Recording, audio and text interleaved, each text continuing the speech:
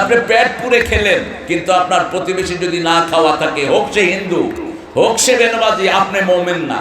আপনি মুমিন না। মান আশবা নাফসাহু ওয়া জারহু জায়া, যে নিজে পেট ভরে খায়, you have fill up your tummy fulfilling, but your neighbor is starving, he hasn't got any food to eat, you are not believer. আপনি যদি দেখেন আপনার বাড়ির পাশে কোনো মুমিন যদি দেখে বাড়ির পাশে কোনো না খাওয়া মানুষ আছে, সে আগে তার মুখে খাবার তুলে দিবে। রাসূল বলছেন, চারটা কাজ যে করবে নিরাপদে সে জান্নাতে চলে যাবে। প্রথম কাজ ইফশাউস সালাম, মানুষকে সালাম দাও। আত'আমুত তুআম, মানুষকে খাবার খাওয়াও।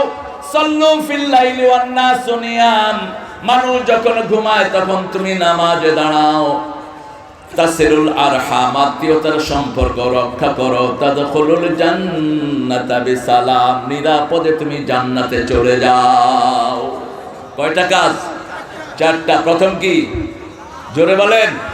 যাকে চিনেন যাকে চিনেন না, কি দিবেন? সালাম দিবেন। 2 নাম্বার, খাওয়াবেন। কি করবেন? খাওয়াবেন।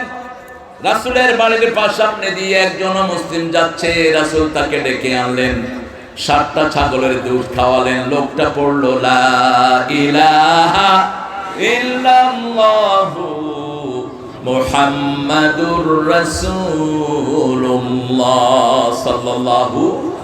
কিছুদিন পরে লোকটি আবার আসলো, রাসূল 1 ছাগলের দুধ দিলেন, তিনি খেতে পারলেন না। রাসূল বললেন, কাফের খায় 7 পেটে, মুমিন খায়। মুমিনের বাকি পেটে রহমত দেন কে?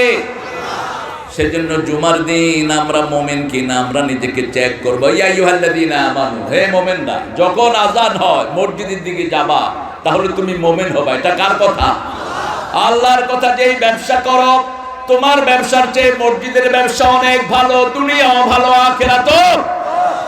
আমাদের দেশে কেউ মারা গেলে আমরা বলি, লোকটা কেমন ছিলেন? আপনাদের এখানে আছে নাকি?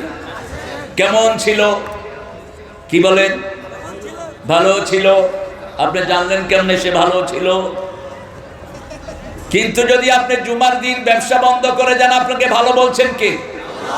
আবার আল্লাহ বলছেন, তুমি যদি ঈমানের সাথে জিহাদ করো, আমি আল্লাহ তোমাকে ভালো সার্টিফিকেট দিয়ে দিচ্ছি।